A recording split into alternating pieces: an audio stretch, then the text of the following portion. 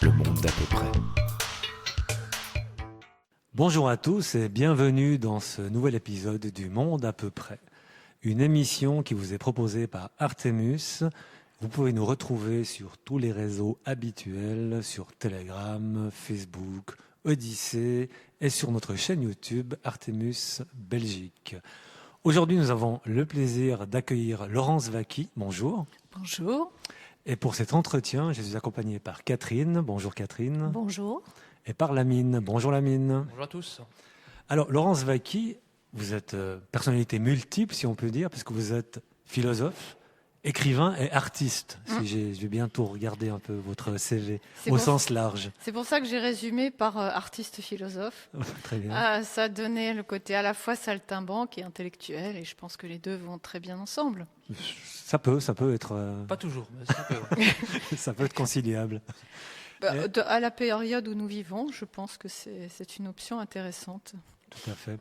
Et justement, quand on se présente comme philosophe, parce que ça paraît toujours un peu flou, un peu vague dans l'esprit du public, qu'est-ce que vous considérez, vous, qu'est-ce qu'une philosophe dans votre cas ? Alors pour moi, un philosophe, c'est pas quelqu'un, ça peut, qui manie des concepts, mais c'est quelqu'un qui regarde ce qui est, qui regarde la réalité et qui permet à tout à chacun de se poser des questions. Donc poser des questions pour faire que les gens se posent des questions et trouvent en eux-mêmes des réponses. Voilà, c'est ça qui me semble très important. Alors il y en a qui appellent ça une philosophie du présent. Je pense que toute philosophie est amenée à interroger ce qui est, ce qu'on vit, et donner un axe de réflexion qui n'empêche pas parfois de citer d'autres philosophes, mais notre période est tellement riche actuellement qu'elle mérite une philosophie à elle-même. Mais justement, quelle philosophie dans ce cadre-là? Parce que vous dites qu'elle mérite une philosophie. La philosophie, il y a une histoire de la philosophie, il y a eu différents philosophes, et aujourd'hui, est-ce que le philosophe est quelqu'un qui va arriver avec de nouveaux concepts ou pas? Et il y a aussi d'autres... Vous avez des compères en France, notamment un Bernard-Henri Lévy, pour ne pas le citer, qui se dit philosophe.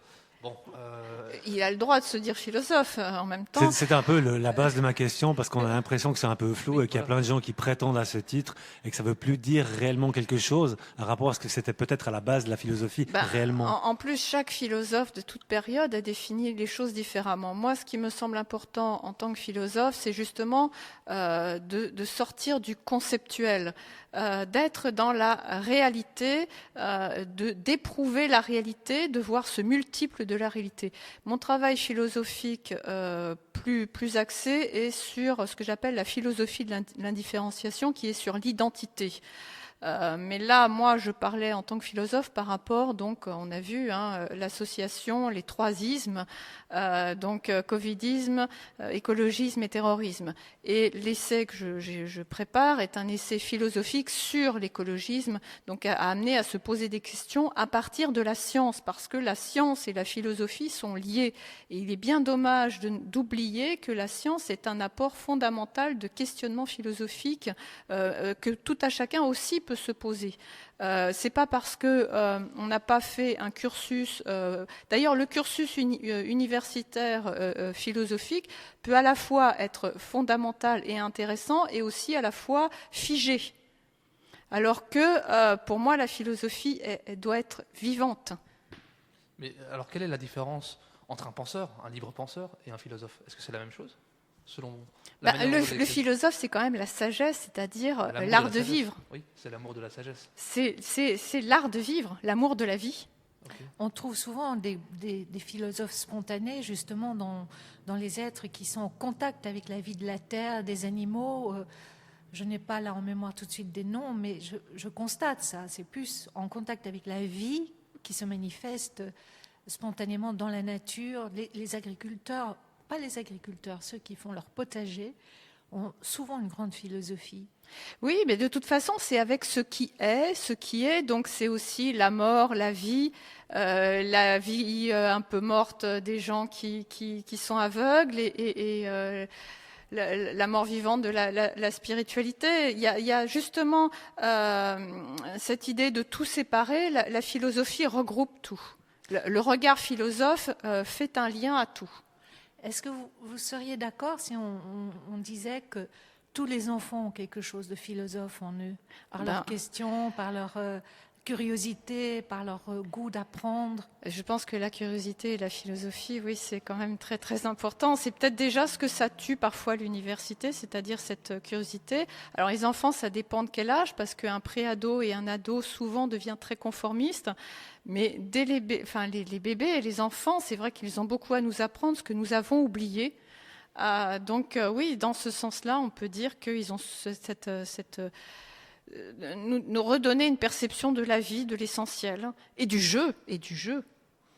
Pour résumer en fait votre approche, on pourrait dire que, selon votre approche, la philosophie, c'est l'école de la vie finalement. Oui. Oui, c'est vraiment ça. Pas mieux. Voilà, c'est parfait. C'est pour aussi dire que philosophie, ça veut dire l'amour de la sagesse, et vous avez raison de le signaler que quand on va dans les universités ou des cursus classiques, on n'y retrouve ni amour ni sagesse, finalement. Donc effectivement, quand on prend l'exemple de Catherine, c'est cet amour qu'on veut partager et la sagesse qu'on peut amener aux autres personnes avec qui on interagit, tout simplement. On pourrait un peu comparer la même chose que la formation de la médecine, qui va rendre plus dans le bachotage, dans la compétition entre les élèves, plutôt que le soin de l'autre, l'amour de l'autre, le besoin d'apporter quelque chose à l'humanité. Et d'ailleurs, ça rejoint un sujet qui vous parle beaucoup, à savoir la souveraineté personnelle. Oui, la souveraineté personnelle. C'est là que ça s'applique à ce genre de philosophie. En fait. Oui, c'est fondamental de ressentir, en sachant aussi parfois identifier que cette souveraineté se dilue, en sachant aussi que la souveraineté personnelle, c'est aussi le peuple souverain, les pays souverains.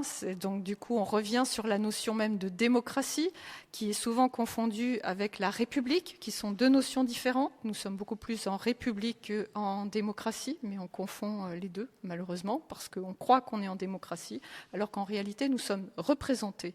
Ce qui, du coup, on délègue à quelqu'un notre souveraineté, enfin, elle se perd dedans. Sur ce sujet, alors vous rejoignez par exemple les travaux et les propositions d'un Étienne Chouard? Oui. Alors, c'est vrai que quand il parle en débat, il est un peu plus radical que quand on échange avec lui, parce qu'après, on est face à, et ça c'est aussi quelque chose de très important dans la philosophie, face à ce qui est. C'est-à-dire que face à ce qui est, on ne peut pas, malheureusement, ou heureusement, ne pas composer. On est obligé de faire avec ce qui est. On ne peut pas dire, là, on retire tout, on est tout le temps, c'est tout le temps le peuple qui décide et tout. Ça veut dire, mais comment, quel fonctionnement, sur quel sujet on va fonctionner comme ci ou comme ça, ou sur quoi on va quand même avoir des représentants, qu'est-ce que ce sont ces représentants, etc. Mais pour en revenir à Étienne Chouard et faire face à ce qui est très intéressant, c'est qu'Étienne Chouard, il dit, je ne sais plus combien d'années, je vais réduire probablement à 10 ans, qu'il propose que l'humain se comporte en souverain et se prenne en main, entre autres en écrivant sa constitution. Oui. Et en fait, il est fatigué de ce message parce que tout le monde l'écoute, tout le monde lui dit bravo, bravo, génial, et puis il faut passer au faire. Qu'est-ce que vous conseilleriez justement, alors vous en tant que philosophe, pour ce faire? C'est vrai que par rapport... Alors d'ailleurs, j'ai acheté son livre pour soi-même remplir les blancs dans la Constitution. Le problème du faire, c'est déjà se poser les bonnes questions. Et se poser les bonnes questions, ça veut dire quand même déjà avoir une capacité à voir à 360 degrés. C'est pas regarder juste à court terme. La réalité aussi que peut permettre de voir le philosophe, c'est qu'on est amené dans nos sociétés à du court terme. Donc on voit, je me souviens quand je prenais des cours de ski, où on disait mais quand on fait du ski, on regarde pas ses spatules, on regarde devant. Là, on est tous en train de regarder nos spatules. On ne va pas se juger mal par rapport à ça, mais on est quand même dans des situations extrêmement anxiogènes. Alors, que proposer par rapport à ça et par rapport au faire? Déjà, savoir organiser sa propre vie. Savoir, et puis savoir que les conseillers ne sont pas les payeurs. Donc, ça amène déjà soi-même, au lieu d'essayer de conseiller, de voir dans telle et telle situation, d'être acteur, toujours. voilà. Après, au niveau de la Constitution, est-ce que réécrire la Constitution changerait tout? C'est surtout dans l'idée qu'on a le pouvoir de faire quelque chose qui permet de proposer. C'est-à-dire que même si nous étions amenés en tant que peuple souverain, bon, on est quand même un peu beaucoup nombreux à écrire une constitution, donc chacun réécrirait la sienne, il y aurait beaucoup de discordances, de choses qui n'iraient pas. Et puis, comment on aborde le sujet, avec quelle connaissance on aborde le sujet, avec quel savoir on aborde le sujet. Et on revient toujours dans la même chose, et ça va vous parler d'autant plus. Comment avons-nous des informations? Quels sont les médias qui nous informent? Qu'est-ce que l'on sait? Et là, on se pose ce gros problème de financement de nos médias, donc mainstream, officiels, et des médias alternatifs qui ont besoin aussi d'être financés.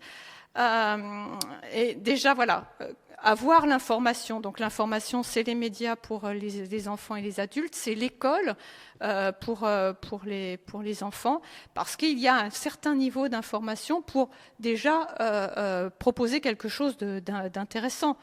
De faisable, et surtout à chaque fois quand il y a quelque chose qui se fait, pouvoir avoir une rétroaction pour avoir des réajustements. C'est bien ce qu'on peut reprocher à certains politiques qui nous mettent des mesures sans jamais nous faire des comptes rendus. Là, vous mettez le doigt sur un point qui est important, c'est qu'effectivement, à partir du moment où vous voulez une réelle démocratie, comment vous l'organisez quand on est, pour la France, à 68 millions? Est-ce que le problème n'est pas, en fait, pour avoir une réelle démocratie, de décentraliser et d'avoir des petits groupes d'individus qui se géreraient, en fait? C'est pas là où est tout le problème, en fait. C'est sur cette masse critique de personnes. Arriver à tous les mettre d'accord, ça va être compliqué.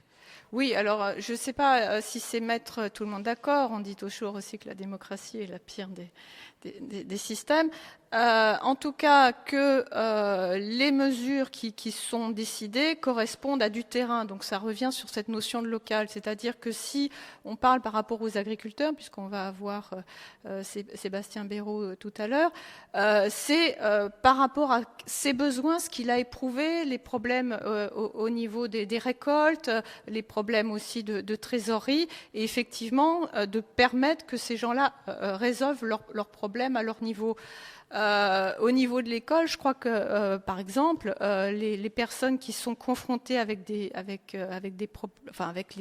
élèves, eux savent exactement les problématiques à résoudre. Et c'est là où aussi le métier de journaliste est philosophe, mais le métier de journaliste est fabuleux, c'est que il permet justement de faire des enquêtes, ce que évidemment nous ne faisons plus parce que ça demande du financement, pour justement voir les besoins qui sont sur le terrain et qui sont spécifiques à chaque fois. Après, la décentralisation, ça a des avantages. C'est un peu comme, par exemple, si on pense à l'armée. On va mener un combat. Il y a un moment donné où on peut écouter des soldats qui ont fait des repérages, etc. Et puis, sur d'autres moments, c'est important qu'il y ait un chef qui soit responsable. C'est-à-dire qu'il n'y a pas une forme de structure absolue qui soit bonne pour toutes les situations. Mais l'évidence, à chaque fois, c'est le terrain. C'est pour ça que je parlais tout à l'heure de l'importance de la science moderne, de l'observation et de l'expérimentation. Et on est en train de sortir avec justement cette technologie qui nous met dans un prédictif comme si c'était le terrain. Finalement, quand je vous entends parler, vous êtes plus proche des idées qu'a développé Valérie Bugeaud, d'ailleurs qu'on a reçue ici, qui elle dit en fait qu'on faudrait revenir à une espèce de sorte de corporation. J'ai pas envie de déformer exactement son travail, mais je vais le vulgariser. Devenir à des sortes de corporations où c'est par métier qu'il y aurait des accords, puisque forcément entre eux ils pourraient se fédérer en fait et arriver à des règles pour leur métier, qui peut rentrer dans leur métier, etc. Vraiment à l'image de ce que c'était les corporations au Moyen-Âge. Oui, et puis ce qui n'empêche pas après l'intervention d'économistes qui vont expliquer certaines procédures ou des historiens. Les historiens sont très importants sur des expériences qui ont été faites, qui ont marché, qui n'ont pas marché. Il y a des choses qui se font à un moment donné qui vont fonctionner, qui dans d'autres circonstances vont pas fonctionner. En fait, on est sur de l'échange à chaque fois et de l'expérimentation, effectivement. Mais partir de la souveraineté individuelle est évidemment essentiel pour arriver à la souveraineté d'un pays, d'un groupe. Et d'après une expérience que j'ai menée et qui est en cours en Savoie, Ils sont en train d'écrire leur constitution. Oui, j'ai rencontré le président. Oui, bon, moi j'ai quitté le président, mais c'est pas grave. On va finir par tout savoir. Oui, enfin quitter le titre que j'avais reçu par ce président, qui néanmoins fut utile, puisqu'il m'a permis d'enclencher un mouvement, alors que je n'habite pas la Savoie. Lui non plus d'ailleurs. Non, il habite, mais il n'en vient pas. Ce qui est intéressant, c'est que ça a commencé par des petits groupes qui ont commencé à écrire leur constitution, qui n'avaient aucune formation, aucune connaissance, et ce qui en est sorti, c'est une intelligence collective. Parce qu'après, les groupes se sont réunis, et par leur travail d'abord individuel, et puis en collectivité, a créé une intelligence collective, et surtout, ça a créé des liens de cohabitation avec des gens qui pensent différemment. Et ils se sont rendus compte que maintenant, il suffit d'étaler ça petit à petit au reste de la population. Donc, que pensez-vous de l'intelligence collective ? Ce que vous dites, ça fait penser à ce qui s'est passé avec le Covid. C'est-à-dire que ça a fait rencontrer des gens qui, a priori, ne se seraient jamais rencontrés et qui, entre eux, ont créé des actions pour se tenir, pour essayer déjà aussi de comprendre ce qui se passait. Parce que je pense que, ça soit en Belgique ou en France, on a été mis dans une situation de sidération. Donc l'intelligence collective et l'intelligence individuelle, c'est pour ça que moi je défends absolument l'individualisme dans la définition de ce que c'est a priori, c'est-à-dire le travail de devenir un individu, c'est-à-dire de devenir un. On ne devient pas un tout seul déjà, on a besoin de l'autre. Et en fait, donc cette intelligence collective qui va sur cette intelligence individuelle qui va de nouveau nourrir l'intelligence collective du mouvement en évolution, et c'est des va-et-vient permanents. Il y a aussi ce fait que quand on commence quelque chose, quand on agit et qu'on n'est pas passif, on ose. Il y a quand même, dans votre raisonnement, il y aura quand même toujours des suiveurs en fait. Oui. Est-ce que chacun doit être... Enfin, il est important de cultiver sa souveraineté personnelle, mais est-ce que chacun est capable et outillé pour y arriver ? Et est-ce que ce serait bon pour la société que tout le monde en soit capable ? Parce que après, ça peut devenir une cacophonie, c'est ça que je veux dire. Oui, bien sûr, je comprends. D'abord, on peut décider de suivre. Il y a une grande différence entre suivre parce que on pense que les autres savent mieux que nous et décider de suivre une idée ou une corporation ou autre. Là, on est aussi acteur quand on a la décision de faire quelque chose. Si je m'interroge, puisque je parlais dans mon expo de mon exposition, la nécessité de la science, je vais écouter tel scientifique, je vais suivre sur certains domaines. Parce que moi, je ne l'ai pas, mais quelque chose dans ma sensibilité, donc on vient sur la philosophie, va faire écho. Il y a quelque chose dedans qui fait sens. Peut-être que le mot le plus convenable n'est pas suivre, mais écouter, étudier, que suivre sémantiquement. Je décide d'écouter, je décide d'étudier tel scientifique, d'observer ses travaux. Pour moi, le mot suivre a quelque chose d'un peu sectaire dans le mot suivre. Ouais, il y a le suivisme, peut-être. Après, c'est plutôt est-ce que j'ai confiance en cette personne ? Le problème. Voilà. On arrive au problème de l'information. Ouais. Quelle information qu'on consomme ? Et qui est derrière cette information ? C'est-à-dire que, en fait, la philosophie, c'est très bien. Étymologiquement, ça veut dire l'amour de la sagesse, mais il ne faut pas s'arrêter là. C'est bien de contempler la sagesse et d'en être amoureux, mais il faut devenir sage. Ou alors, qui sont les sages, en fait ? Qui sont les sachants ? Qui sont les sages ? Et comment on peut leur faire confiance ? Est-ce qu'il faut pas des garde-fous ? Voilà. Et qui nous donne l'information ? Parce qu'aujourd'hui, les systèmes d'information, en fait, on est dans une oligarchie, c'est-à-dire que ceux qui ont le pouvoir de battre monnaie ou qui ont le pouvoir d'argent sont eux qui vont décider quel est le bon média, parce qu'ils vont avoir la possibilité de diffuser. Ils ont les réseaux de distribution, ils ont les réseaux d'influence, etc. Vous voyez ce que je veux dire ? Mais justement, la sagesse, c'est d'avoir l'état d'esprit qui permet de capter ce qui fait sens et ce qui ne fait pas sens, ce qui est juste ou ce qui est de la manipulation. En fait, c'est toujours dans l'état d'esprit. La sagesse, elle ne permet pas d'être sage, elle ne permet d'être dans une écoute ouverte, qui n'est pas dans... À partir du moment où on vous met dans une position, c'est pour ça que j'avais parlé des indices, dans une généralisation, vous êtes sûr que c'est une propagande. Quand on vous culpabilise, c'est une propagande. Quand vous vous met dans une pour ou contre, là où vous faites le pour ou contre Trump ou pour ou contre Poutine, vous savez que vous êtes dans une propagande. En fait, c'est des éléments relativement simples qui vous permettent d'être dans la nuance. En fait, la sagesse, c'est d'être dans cette nuance, dans ce multiple. C'est pas simplement, c'est pas l'amour pour l'amour de la philosophie. C'est vraiment un état d'esprit qui permet d'être acteur. Et alors après, on peut être en admiration par rapport à certaines articulations conceptuelles. Ça n'empêche pas. Mais moi, ce que je pense qu'il est important, c'est cette sagesse de ce qui est pour agir justement. Et agir, ça peut être, alors ça peut sembler paradoxal, mais je ne pense pas, on parlait de suiveur tout à l'heure, agir, c'est parfois décider, ne rien faire, c'est aussi agir. Bien sûr. Oui, c'est un positionnement aussi, oui, tout à fait. Mais ce qui est intéressant aussi, c'est que dans l'idée de construire, d'être pragmatique sur un système, quel qu'il soit, vous parliez d'intelligence collective, mais il y a aussi l'être humain là-dedans, et que penser ou comment concilier, par exemple, l'intelligence émotionnelle dans tout ça ? C'est fondamental. La connaissance, enfin quand j'ai schématisé malgré tout donc le savoir, la croyance et la connaissance, donc connaissance où j'ai mis la philosophie dedans, c'est justement l'intuitif, c'est le charnel aussi, le corps. Le corps est un outil fondamental de connaissance. On l'oublie souvent, le corps. Justement, nous ne sommes pas des machines. C'est vraiment la combinaison du ventre et du cerveau, en fait. C'est l'intuition et puis l'intellect derrière, c'est la combinaison des deux qui va... Plus la croyance, parce que la croyance, on ne peut pas vivre sans croire.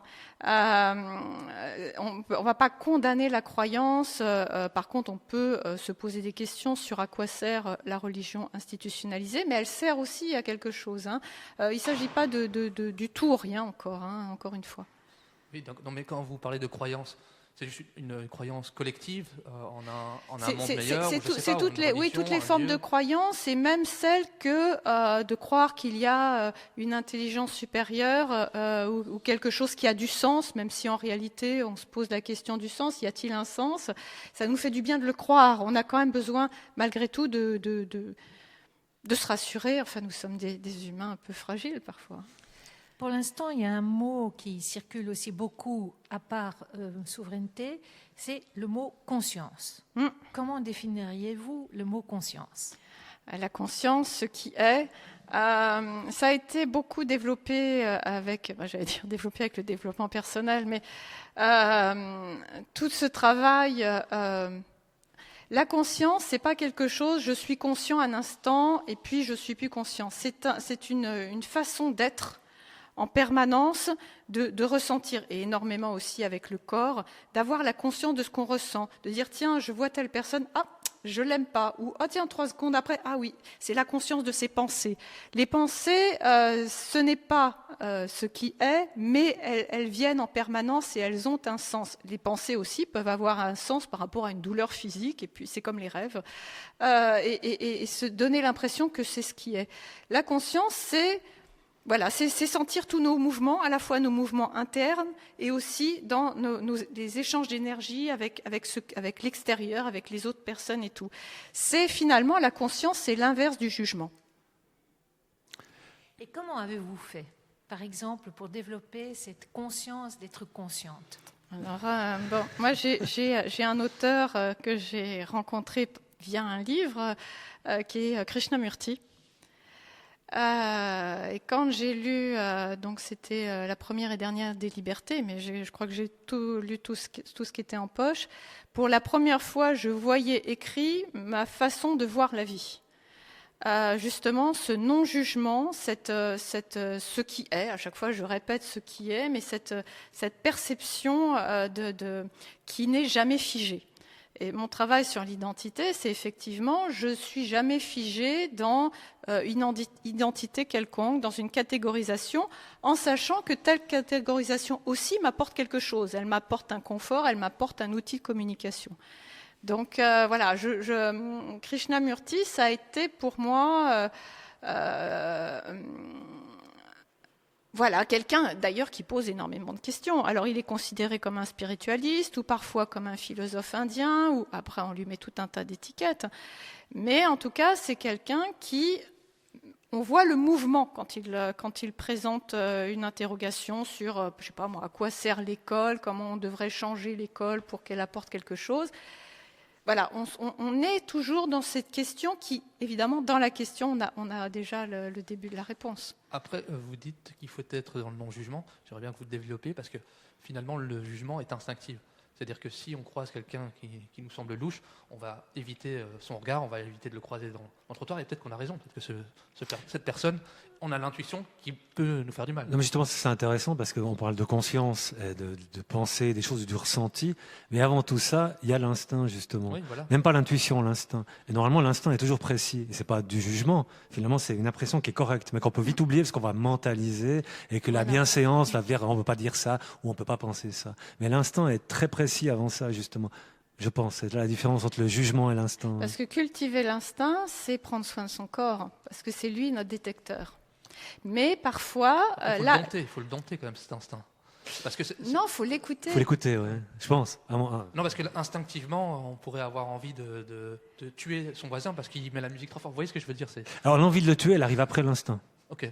Vraiment. Mais Vraiment. L'instinct, ce qui est compliqué avec l'instinct, je dis ça parce que je donne des cours sur la question. Ce qui est compliqué avec l'instinct, c'est que c'est extrêmement furtif. Mais c'est très très précis et c'est toujours juste. D'ailleurs, l'exemple que je donne souvent, c'est qu'il y a des gens qu'on rencontre et on a quelque chose de très négatif et puis ça passe.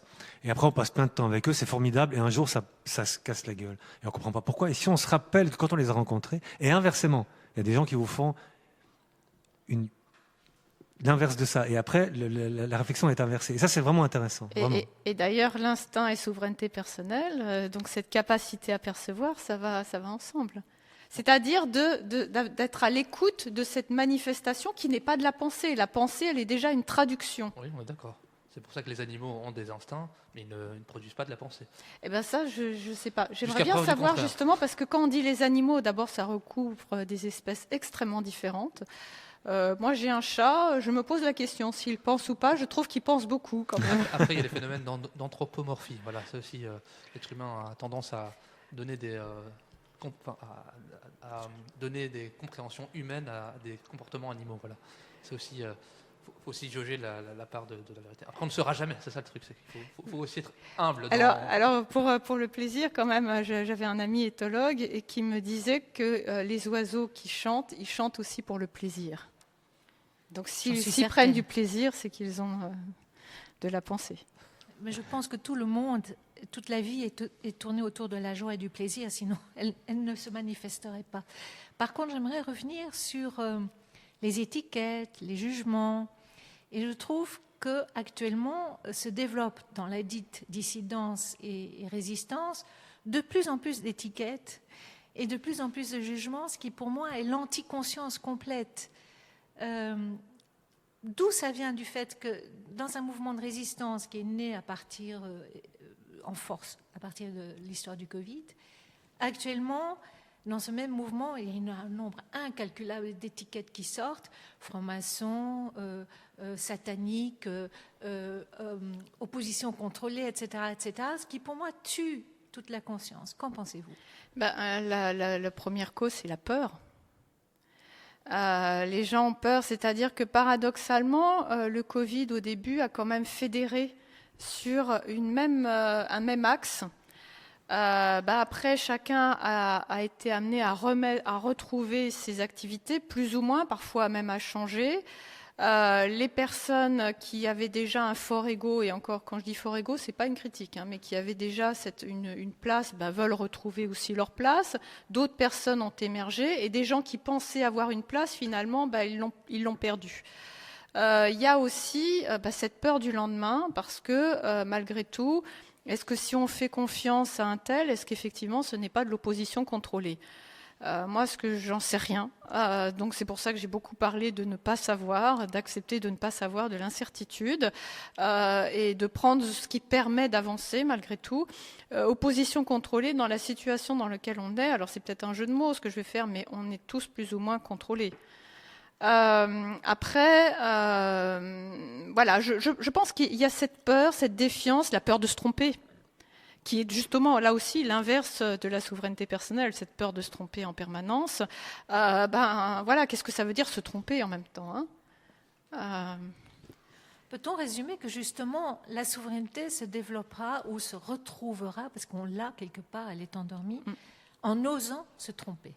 Oui, en acceptant de pouvoir se tromper, en sachant que ce qu'on appelle se tromper, l'échec, c'est peut-être pas forcément un échec en fait. Là où un échec peut vraiment être qualifié comme tel, c'est quand on a fait du mal à autrui ou qu'on a détruit. Mais telle direction que parfois on pense qu'il va se passer quelque chose, une collaboration et tout. La collaboration se fait pas, mais le fait qu'on ait imaginé une collaboration, finalement, ça nous fait sur un autre projet. Où on va tomber amoureuse d'une personne qui ça va pas du tout, mais finalement on est déjà préparé sur une autre personne avec qui ça va se passer. C'est-à-dire que qu'est-ce que c'est en fait l'échec? Ça veut pas dire encore une fois que on doit pas regretter que quelque chose ne se fasse pas, mais c'est une étape avant d'avancer vers autre chose. C'est parfois une source d'apprentissage. Et c'est pas ce qu'on appelle populairement la destinée finalement. Ben oui, alors en plus, parfois on aimerait bien être un peu éclairé de ce qui va nous arriver, spécifiquement en ce moment, et notamment au niveau géopolitique.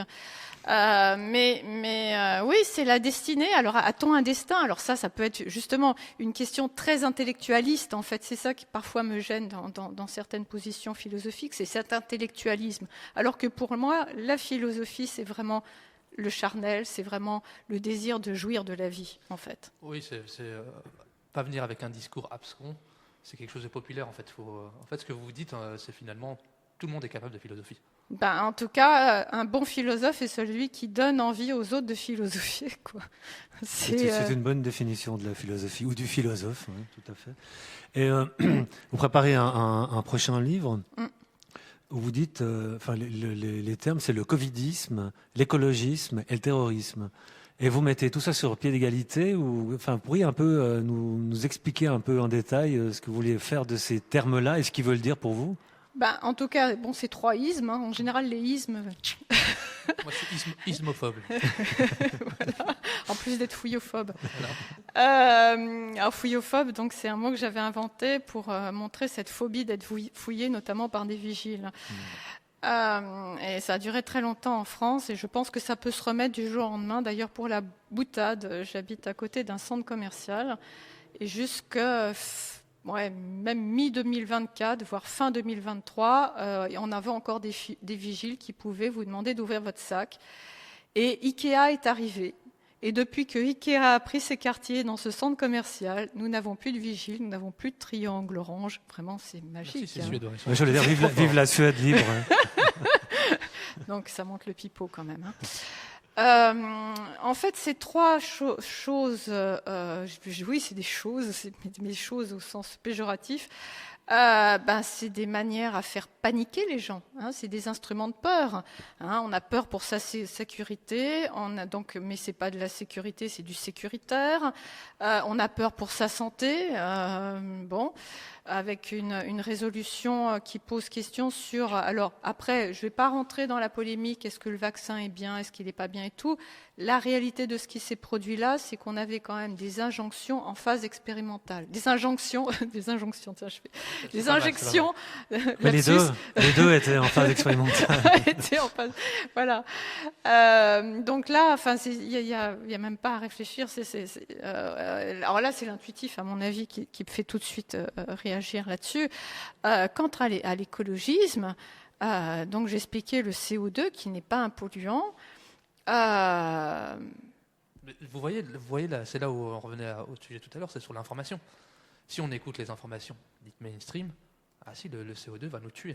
Alors c'est pour ça que j'ai cité l'exemple tout à l'heure. Si on regarde par exemple Météo France, je pense qu'il y a un même pareil en Belgique. D'ailleurs maintenant on dit météo-climat d'ailleurs. C'est vrai. Oui, maintenant au niveau information, par exemple les chaînes françaises, c'est plus météo, c'est météo-climat. Ça a changé depuis quelques mois. Alors Benoît Ritaud, dans un de ses livres, racontait comment un monsieur météo qui s'était agacé qu'on lui demande toujours justement de prévoir le pire, l'apocalypse, s'est fait virer.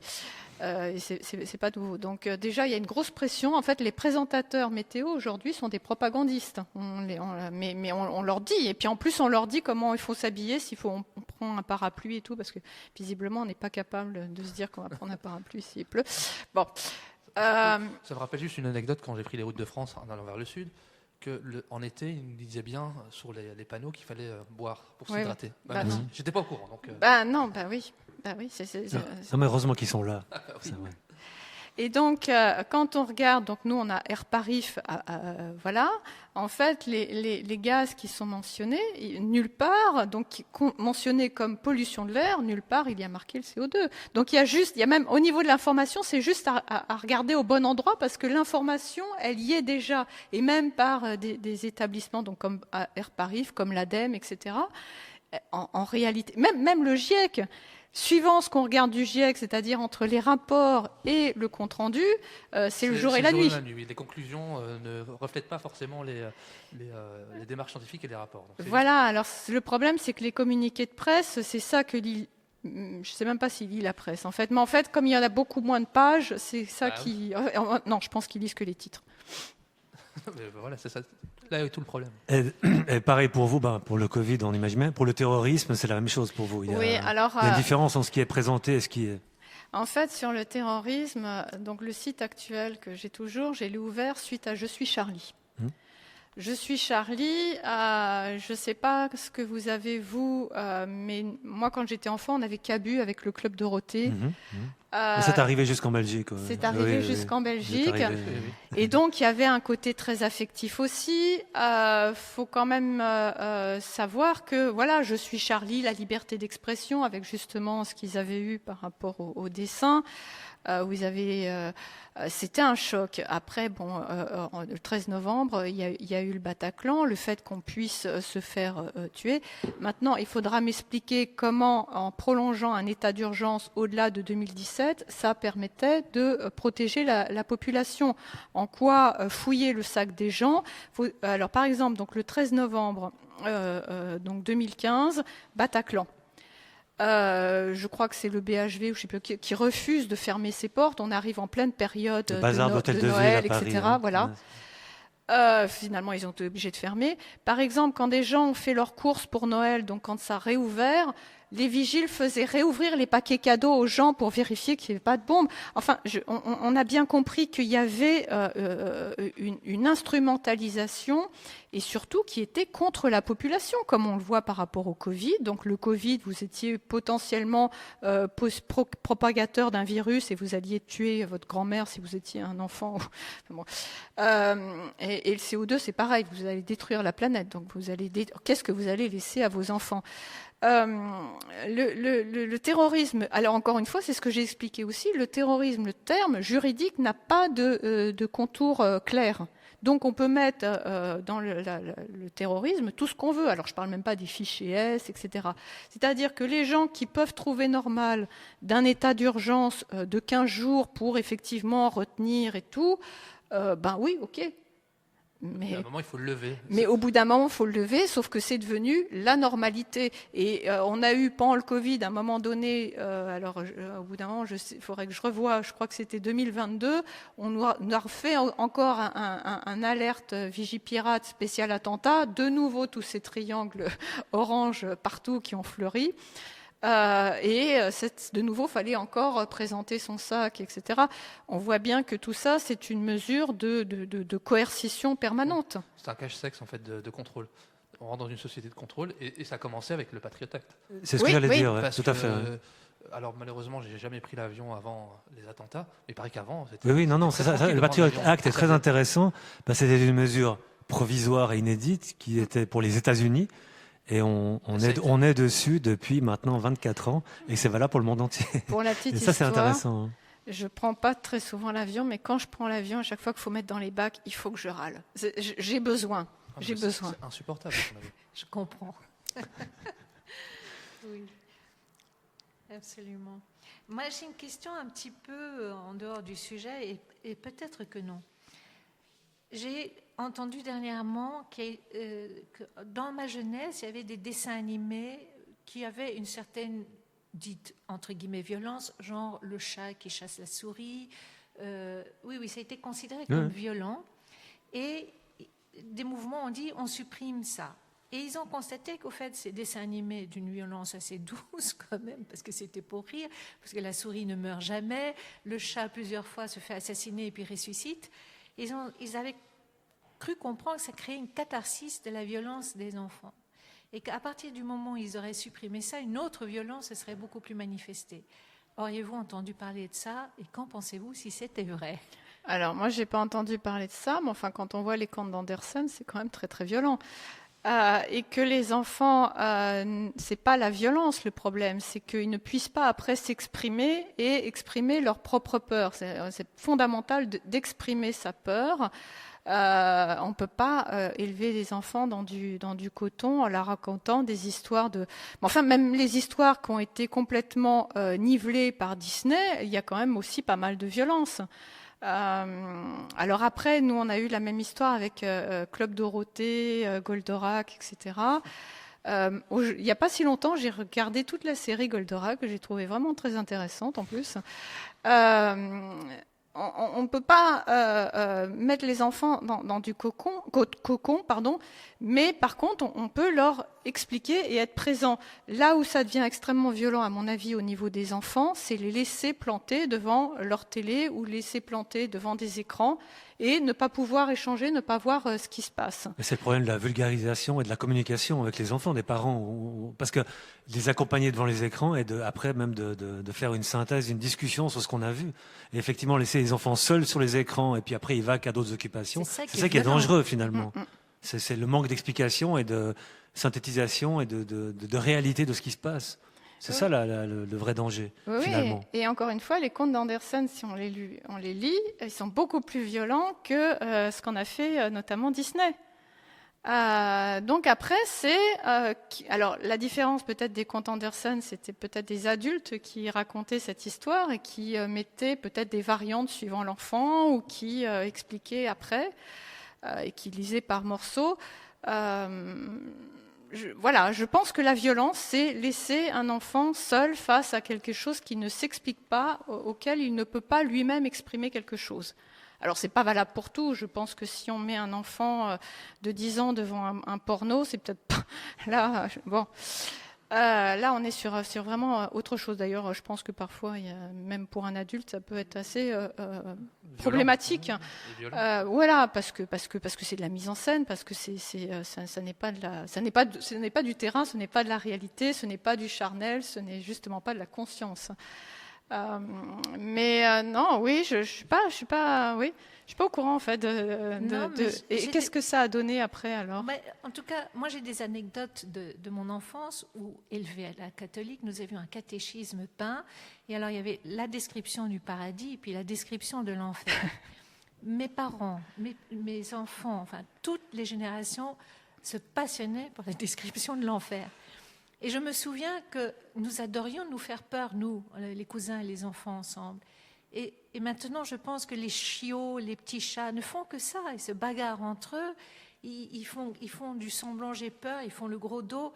Donc probablement que de vouloir supprimer toute cette dite, je mets entre guillemets, violence qui n'en est pas une, qui sont souvent des jeux, est probablement plus dangereux qu'on ne le pense. Oui. Si on voit déjà, parce que là vous parlez de la scène de l'enfer, mais enfin déjà la crucifixion, c'est quand même extrêmement violent. Très, très violent. Celle-là, pour le coup, franchement, oui. Pour un enfant, oui, mais après c'est ça le catéchisme, c'est de l'accompagner dans la compréhension symbolique de ce que ça représente en fait. Oui, il y a la partie, dans le cas présent, il y a la symbolique qui est importante. Pour moi, la symbolique est éminemment plus importante que le récit en soi. En fait, la vie n'est que des symboles. Mais par contre, je ne vais pas développer, mais il y a un concept clé qui est la peur en fait. Et aujourd'hui, c'est la manière dont, on va dire, nos politiques ou nos ingénieurs sociaux ont du contrôle sur nous en fait. Voilà, c'est eux qui l'instrumentalisent. Exactement. Et ils l'instrumentalisent d'autant plus que justement des enfants n'ont pas été familiarisés avec cette peur, à la gérer, à comprendre comment la dompter. Et plus... C'était des peurs entre enfants, hein. C'était pas des adultes qui vont faire des peurs épouvantables aux Non, enfants. mais on parlait justement de dessins animés, de différents dessins, d'histoires.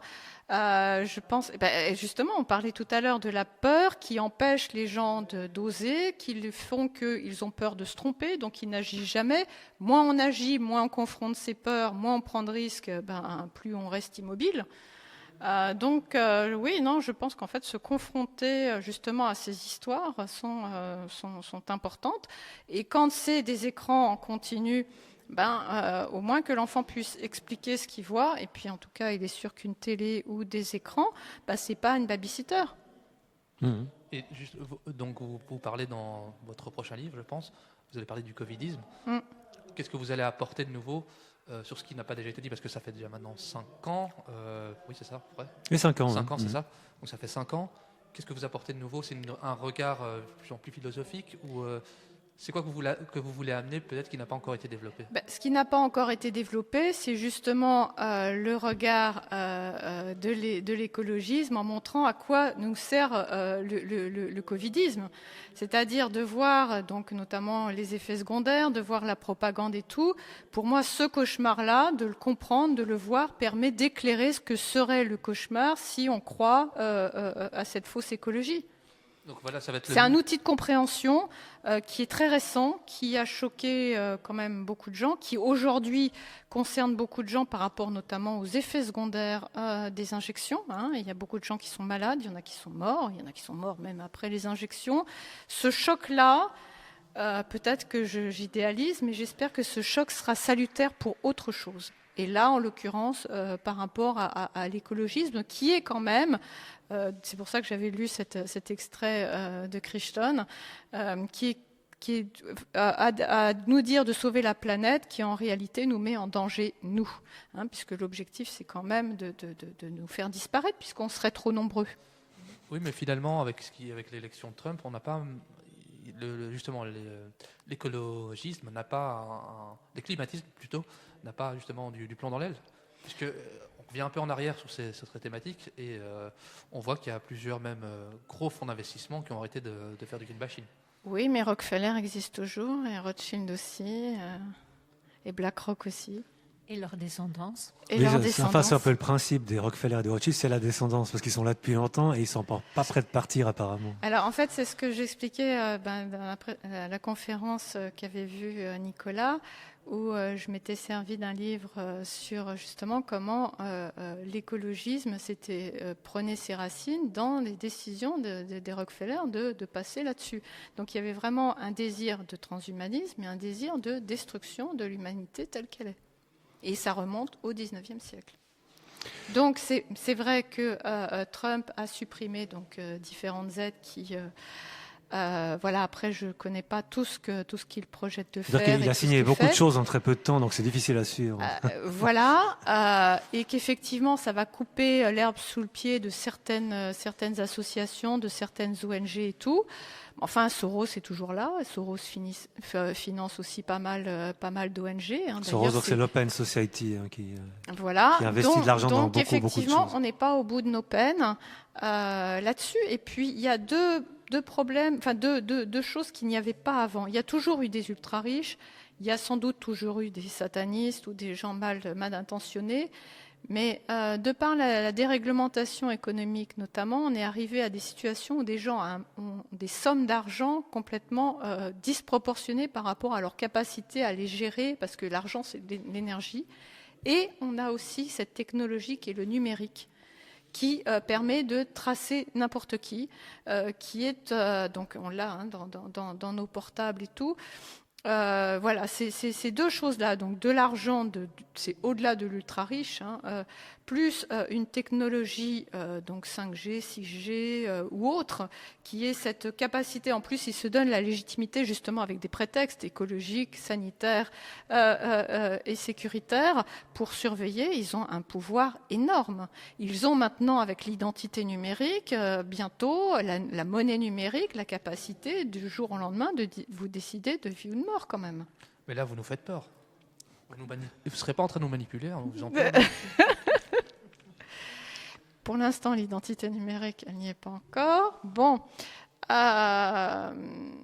est-ce que pour échapper à ça, il va falloir qu'on se crée des refuges parce que la technologie, moi j'aime bien mon téléphone, ça dépend. C'est pas la technologie qui est le problème, c'est ce qu'on en fait.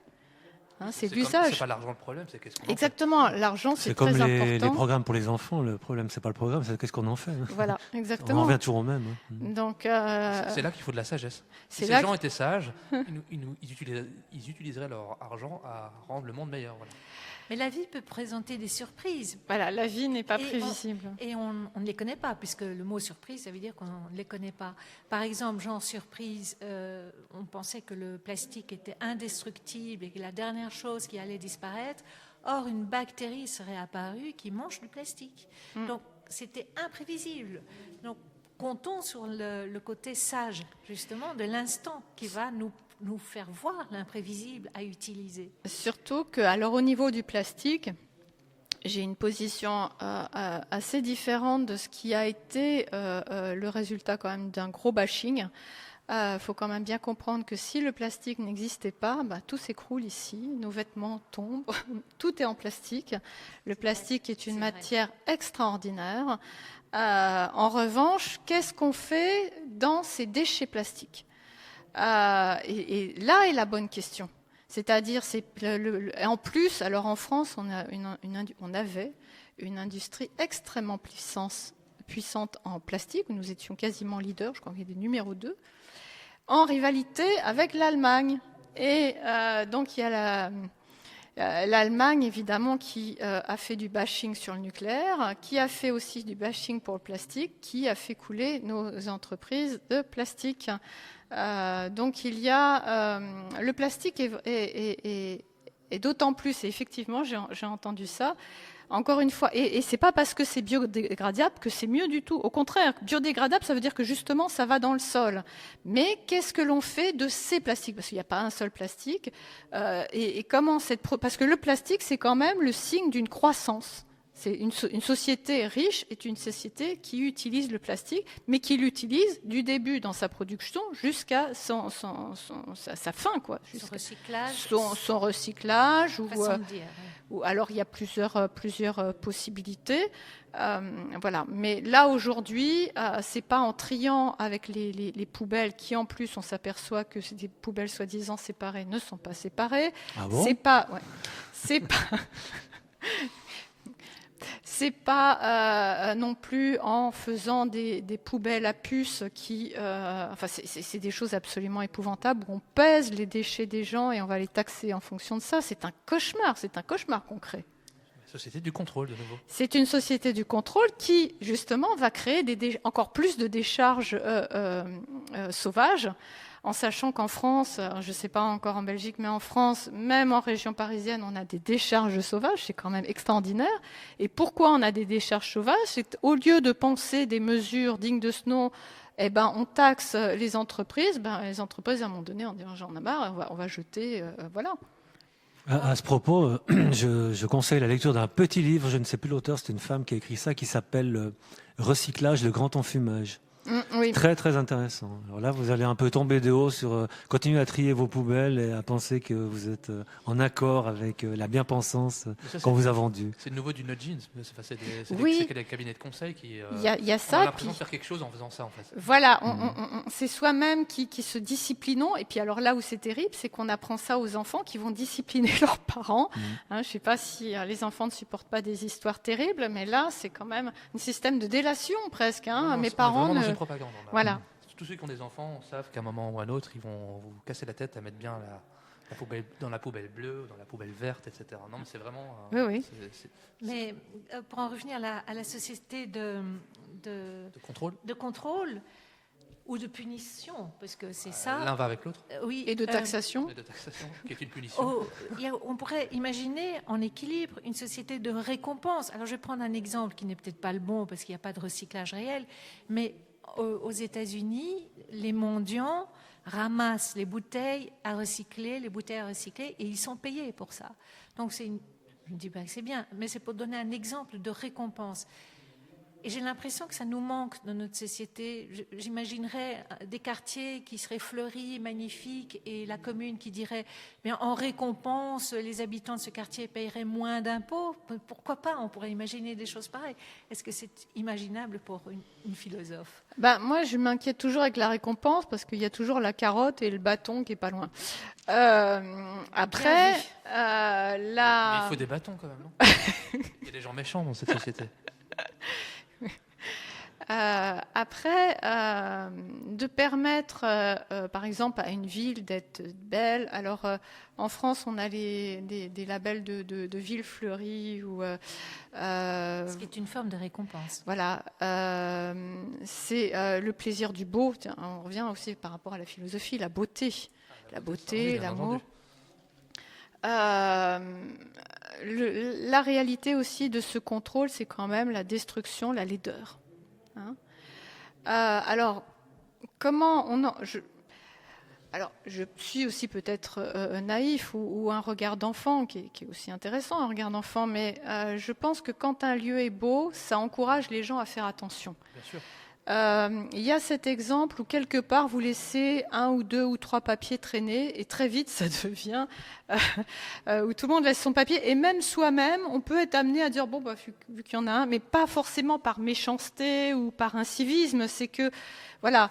Par l'expérience de H en fait. Et alors sans compter que alors il y a eu une tentation à un moment donné, j'espère que ça va pas aller au bout, d'en retirer les poubelles dans les villes. Alors que la propreté, la beauté, le respect du lieu, c'est au contraire de mettre des poubelles. Et justement, ça va à l'inverse de ces histoires de puces, de poubelles, ou de limiter, ou de faire des tris qui en réalité finissent tous au même endroit. C'est vraiment au contraire favoriser ça de la même façon tout à l'heure quand je parlais qu'il nous est arrivé donc lors de la conférence qu'on s'est retrouvé à dire aux automobilistes ne stationnez pas et ne circulez pas. L'idée ça serait peut-être de favoriser les gens à stationner. C'est évidemment pas ce qui s'est passé. Ou quand on leur permet de circuler, peut-être de permettre des meilleurs transports en commun et des transports en commun gratuits. De permettre aussi, parce qu'aujourd'hui à Paris, puisque c'est de là où je suis, rue de Rivoli, ça devient un enfer pour le piéton, parce que vous avez toujours un vélo ou une trottinette qui passe. Voilà, c'est-à-dire que le mieux est l'ennemi du bien, peut-être c'est ça qu'on pourrait dire. Voilà, en fait, la récompense, c'est quand on se sent bien quelque part, quand c'est beau, quand c'est justement l'inverse de cette décroissance que l'on veut nous imposer comme étant un idéal. Quelle horreur la décroissance. Comment on peut vouloir, on va dire aux enfants, tu crois pas, faut décroître. Qu'est-ce que vous avez justement contre cette décroissance? Et puis, la croissance, elle ne peut pas être non plus permanente. Oui, mais elle n'est pas forcément, elle est pas forcément linéaire, elle n'est pas forcément vers le haut, elle peut aussi être en profondeur et en largeur. La croissance, c'est l'évolution, c'est grandir. Grandir, c'est pas forcément, justement, on nous fait croire que la croissance, ça serait plus de biens de consommation. C'est le PIB en fait. Voilà, alors ce fameux PIB, voilà. Non, la croissance, c'est à tous les niveaux. La croissance, c'est la création, la croissance au niveau culturel, la croissance au niveau des plaisirs de vie, la croissance au niveau des plaisirs simples.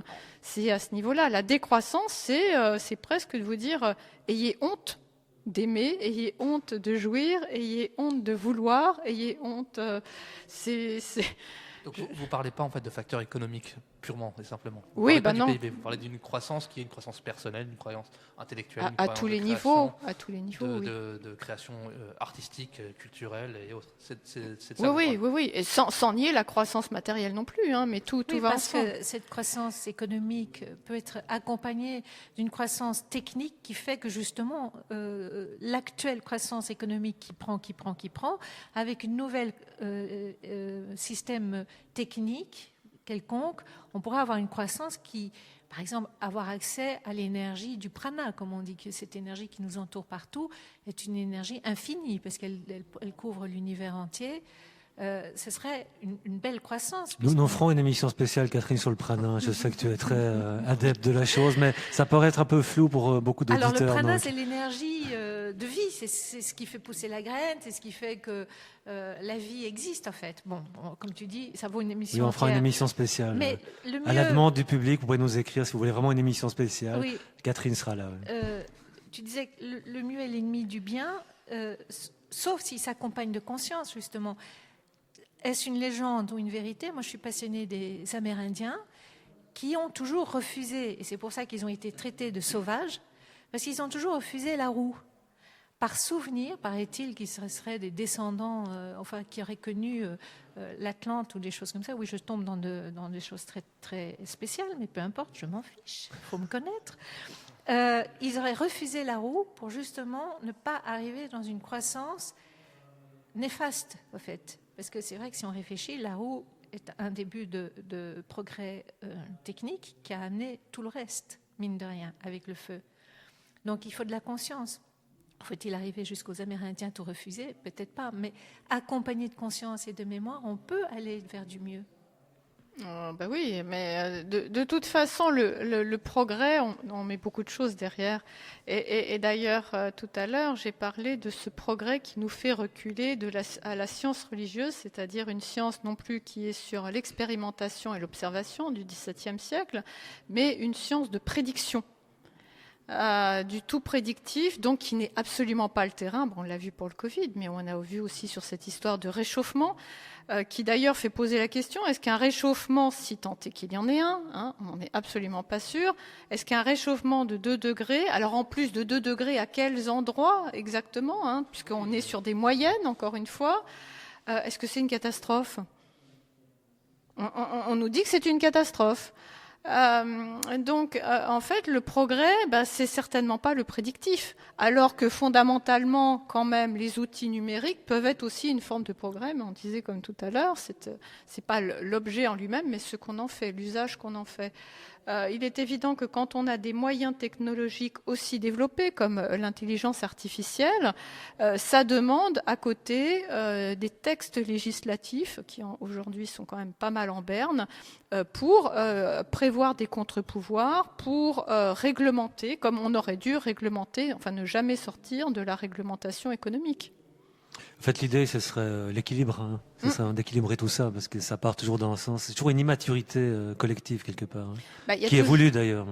Il y a toujours des avidités, et plus on va être dans des fossés entre des très riches et des très pauvres, plus cette avidité, parce que paradoxalement, il semblerait que plus on est riche, plus on veut être riche. C'est sans fin. Plus il y a cette avidité permanente, et finalement, qui détruit.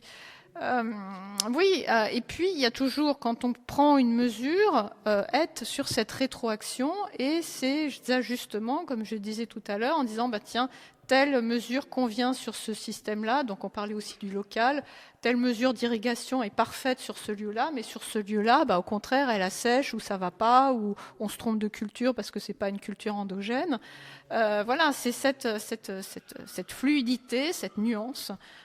C'est aussi de la philosophie, mais c'est aussi l'esprit scientifique finalement.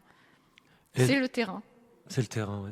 Et il y a ce nouveau livre qui arrive, mais il y en a peut-être un autre aussi sur le règne d'Emmanuel Macron. Vous allez le faire ou pas? Je dis ça parce que vous avez un blog et vous avez fait des billets d'humeur sur le règne de Macron depuis qu'il est arrivé. Donc c'est un brave garçon, ce monsieur. Sans doute. Personnellement, je ne le connais pas. En fait, donc en 2017, quand il est arrivé, moi j'avais déjà suivi Élise Lucet, qui l'interrogeait alors qu'il était ministre du numérique d'ailleurs. Je crois que c'était sur Sanofi. Et puis elle lui demande, donc c'était en 2015, je crois mars 2015, donc il n'était pas encore président, mais il avait déjà été propulsé là. Et elle lui dit, mais c'est quoi la politique? Et lui répond, la politique, c'est faire des discours. Et elle dit, mais vraiment, c'est ça la politique? Il m'a dit, oui, la politique, c'est faire des discours. Donc c'était déjà un signe. Quand il est arrivé en 2017, au départ, l'idée, c'était juste de faire des aphorismes, c'est-à-dire faire cette figure de style avec la politique. Ça m'intéressait de le faire, mes romans étaient déjà là-dessus. Mais là, un aphorisme, ça demande une originalité, c'est très rapide. En réalité, très rapidement, les aphorismes n'y suffisaient plus. Il fallait faire beaucoup plus important. Et donc, effectivement, au niveau mensuel, donc j'ai Politique française, donc là, récemment, donc février 2025, donc j'ai lu... Annexus, qui fait une synthèse sur ce qui se passe, mais en billet d'humeur, c'est-à-dire c'est vraiment là sur du sensible. Mon souhait, donc ça serait effectivement que ça soit regroupé en recueil qui s'appellerait Emmanuel Macron, un imposteur, point d'interrogation. Mon imposteur est très fort, en fait. Même si c'est le point d'interrogation. Bon. On se protège juridiquement. Voilà. L'idée, je souhaiterais que ça puisse faire passerelle par rapport à des gens soit qui ne s'intéressent pas du tout à la politique et qui comprennent qu'ils sont acteurs politiques, soit des gens qui ont cru à cette personne, à cette gouvernance, qui pensent aussi qu'un président, des ministres, des députés, des parlementaires en règle générale savent mieux qu'eux. En réalité, ce n'est absolument pas vrai, qu'ils sont supérieurs à eux, donc cette espèce de vision verticale, pyramidale, et de donner ces outils-là à des gens qui ne se sentent pas concernés ou des gens qui, au contraire, ont soutenu cette personne et qui, j'espère, pourraient prendre conscience de son imposture en politique. Il n'y a pas que lui, mais je pense qu'effectivement, il n'a jamais vraiment dirigé le pays. Il a tenté plutôt de diriger les Français plus que de diriger la France. En fait, il y a un titre au niveau marketing qui serait pas mal, c'est Emmanuel Macron, l'effroyable imposture, ça marche bien ça. Peut-être qu'on aura aussi un livre qui s'intitulerait, je ne sais pas moi, est-ce que le chat de Laurence Wauquiez a dépensé ? Enfin, on a vraiment, on attend le futur avec impatience. Mais justement, pour conclure sur ce futur, vous avez, avec tout ce qu'on vient de dire, est-ce que vous avez quand même bon espoir ? Comment vous voyez, un peu, sans être prédictif, parce que finalement, c'est un peu contraire à ce qu'on vient de dire, mais votre intuition, votre instinct, à la lumière, c'est ce que vous êtes confiante sur l'avenir ? En tout cas, alors, ce qui se passe par rapport à l'avenir, je pense qu'on a beaucoup ce point commun, c'est qu'effectivement, on n'arrive pas à se projeter autant qu'on pouvait se projeter avant. Ça change trop vite, en fait. Voilà, ça change trop vite, même quand on se protège des informations, parce que c'est important justement de trouver son propre rythme. Ça revient encore à cette souveraineté personnelle. Paradoxalement, je pense pas que je vais choquer, mais peut-être je vais choquer. C'est une période extrêmement riche. Moi, elle m'a permis de rencontrer et de faire des choses sur lesquelles j'étais pas amenée à faire.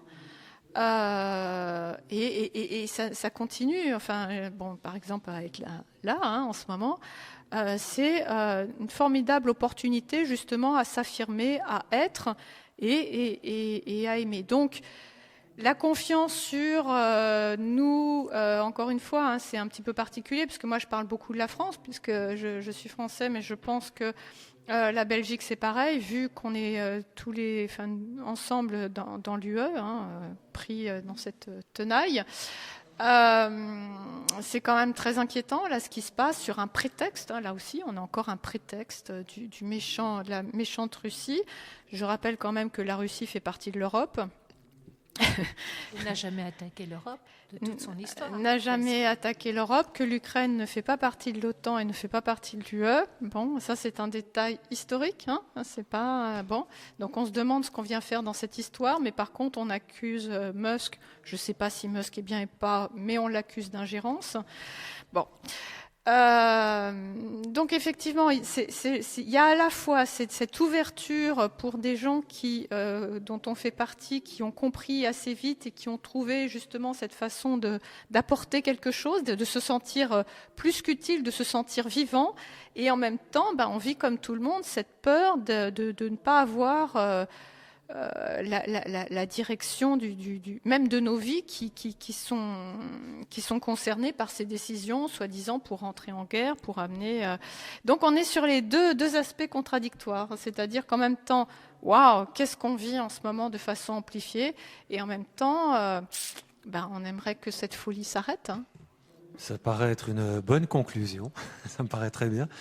Donc pour les auditeurs qui nous suivent, vous pouvez retrouver un peu tout ce que fait Laurence Vaquy sur laurencevaquy.wordpress.com. Donc Vaquy, c'est avec un W. Hein. On dit bien Vaquy, non pas Wacky, même si on était en Belgique. Voilà. Merci de nous avoir suivis. Merci Laurence Vaquy pour cet entretien. Merci à vous. Et vous pouvez nous retrouver sur tous les réseaux habituels. N'oubliez pas de liker, commenter, partager, de parler de nous. Et on se retrouve pour un prochain numéro du Monde d'à peu près très bientôt. Au revoir, merci.